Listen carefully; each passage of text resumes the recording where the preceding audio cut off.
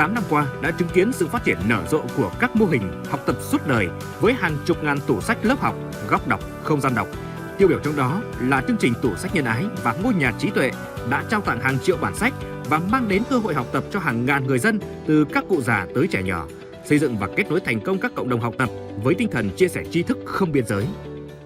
Chúng tôi muốn tri thức của loài người, tinh hoa của thời đại không chỉ nằm ở trong các viện nghiên cứu, các viện bảo tàng, các cái thư viện lớn, đài thư viện ở tại các cái thành phố lớn trong nước quốc tế, mà nó phải được cấy về tất cả những miền quê để làm sao tất cả mọi người, mọi lứa tuổi, mọi điều kiện hoàn cảnh kinh tế khác nhau đều được tiếp cận với những tri thức đó. Thời gian gần đây thì là tôi nhận thấy rằng chính phủ, Bộ Giáo dục rồi là các cái cơ quan lãnh đạo ở địa phương đã hỗ trợ rất là nhiều, đồng hành ủng hộ của chương trình hoạt động nhân ái trong lĩnh vực giáo dục, và chúng tôi rất là hạnh phúc vì điều đó. Còn có biết bao câu chuyện cảm động về những con người bình dị giữa đời thường vẫn ngày ngày âm thầm vượt lên những khó khăn, bộn bề của cuộc sống để chinh phục những đỉnh cao tri thức và đóng góp cho xã hội. Sự kỳ diệu của giáo dục chính là đã trao cho mỗi cá nhân những cơ hội để thay đổi số phận của chính mình, từ đó góp phần thay đổi vận mệnh của cả quốc gia. Sau gần một thập kỷ thực hiện đề án xây dựng xã hội học tập, có thể nói với sự nỗ lực của chính phủ, của Bộ Giáo dục và Đào tạo, giáo dục học tập suốt đời đã theo kịp với yêu cầu của thực tế, đã tạo nên một nền tảng thuận lợi nhất cho người dân có cơ hội tiếp cận học tập thường xuyên, suốt đời,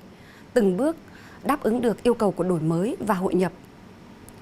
Chúng tôi đánh giá cao những điển hình học tập tiêu biểu, những mô hình học tập cộng đồng xuất sắc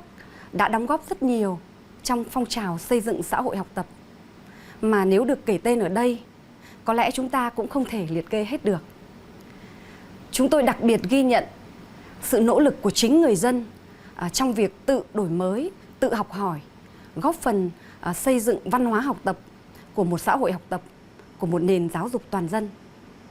Nhìn lại chặng đường gần một thập kỷ triển khai đề án xây dựng xã hội học tập tại Việt Nam, dù còn nhiều khó khăn thách thức, chúng ta có quyền tự hào về những điều đã đạt được từ miền núi đến hải đảo, từ nông thôn đến thành thị, từ trẻ nhỏ tới người già, người khuyết tật, cán bộ công chức, công nhân, nông dân, người lao động. Mọi thành phần trong xã hội đều có cơ hội học tập và đều có cơ hội tham gia cung ứng cơ hội học tập cho mọi người.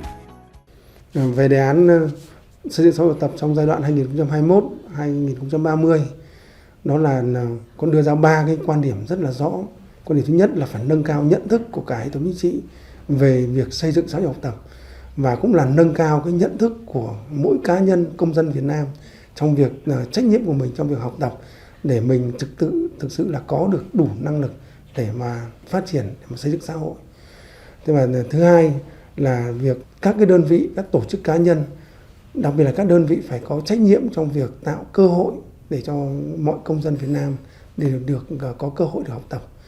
Và các đơn vị, các tổ chức chính trị phải có trách nhiệm trong việc xây dựng và tạo điều kiện đó, xây dựng nguồn học liệu, tạo những điều kiện cơ sở tốt nhất để tổ chức học tập cho các em.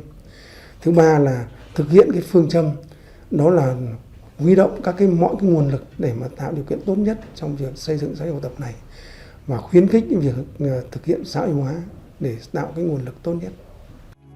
Xây dựng xã hội học tập không chỉ là nhiệm vụ của một đề án hay của một giai đoạn lịch sử, mà đó là sứ mệnh của cả dân tộc để nâng cao sức cạnh tranh của nguồn nhân lực Việt Nam trên trường quốc tế. Chúng ta cùng nhìn lại chặng đường đã đi qua để tự tin chuẩn bị cho những dự định, kế hoạch thực hiện đề án xây dựng xã hội học tập giai đoạn mới.